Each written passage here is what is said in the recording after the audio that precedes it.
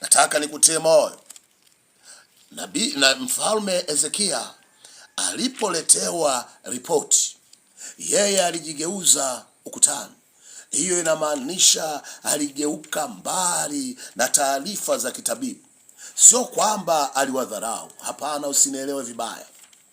Hatufundishi kuwadharau madaktari, lakini nachotaka uelewe, madaktari wanatibu, lakini Yesu anaponya. Yamkini na wewe unapita mahala pagumu, ripoti ya kitabibu inasema hayawezekani, lakini leo nimekuja kukutia nguvu tena katika kipindi chako cha usikate tamaa. Yaliyoshindikana yanawezekana.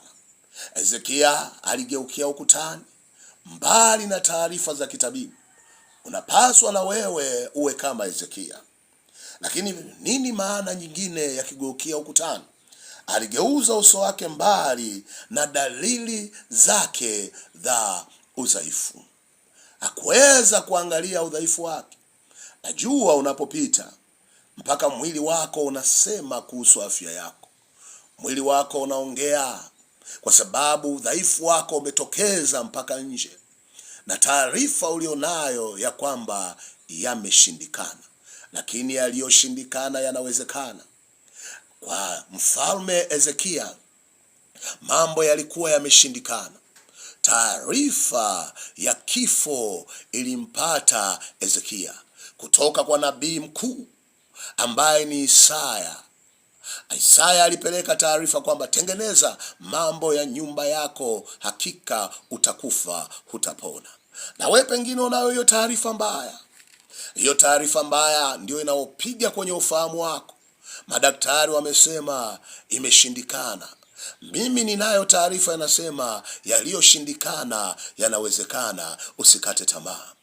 Isaya kabla ya kutoka kwenye kasri la mfalme Hezekia, baada ya Hezekia kugeuza uso wake ukutani, Hezekia aliona nini?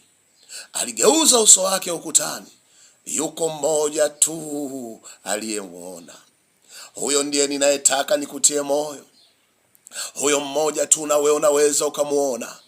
Alipogeuza ukutani uso wake, hii lugha ya ishara ina maana kubwa, alimuona Mungu. Nami nimekuja kukutia moyo. Geuka umtazame Mungu pekee. Acha kuwatazama wanadamu. Acha kutazama dalili za mwili wako. Acha kutazama udhaifu wa mwili ulipofikia. Acha kutazama ripoti ya daktari. Tazama, geukia ukutani, umtazame mmoja utakayemuona Mungu.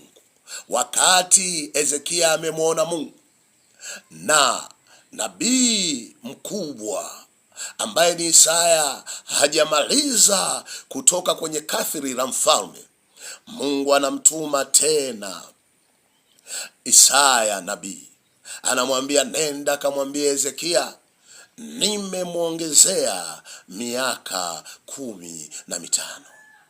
Yaliyoshindikana yanawezekana.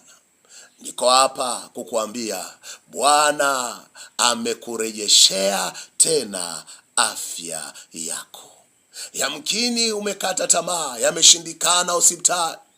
Uliweka tumaini kwa wanadamu. Yameshindikana, uliweka tumaini kwa matabibu wanaokutibu, ukiamini wao wataweza. Nataka nikutie moyo. Yaliyoshindikana kwa wanadamu, kwa Mungu yanawezekana. Geukia ukutani. Yuko mmoja utakaye muona. Utamuona Mungu tu. Hautaona ndugu wanaokuhurumia. Sio vibaya ndugu zako wakikusunguka, sina maana hiyo. Sio vibaya ndugu zako wakikusaidia, sina maana hiyo. Lakini ninachomaanisha, tegemeo kuu ni kumgeukia mmoja, yaani Mungu. Katika Kristo Yesu kuna uponyaji. Hii ndio habari niliyoileta uliyelala kwenye kitanda, aidha cha nyumbani, aidha cha hospitalini. Hadi ndugu wengine wamekusahau. waliotakiwa kukusaidia wamekuacha. Yuko mmoja hajakuacha. Kwenye hicho kitanda ninavyoongea yuko hapo. Hapo nyumbani ulipo yuko hapo. Geuza uso wako ukutani, mtazame. Vile ambavyo Isaya aliambiwa, rudi kamwambie Hezekia mfalme, nimempa miaka 15, nami nakuambia, Bwana ameniambia nikwambie, hamka, umeponywa na Bwana amekurejeshea miaka yako tena. Acha kulala kwenye hicho kitanda tena. Acha kuwatazama wanadamu, tazame Mungu aliyenituma. Toka hapo ulipo, anza maisha mapya, usikate tamaa.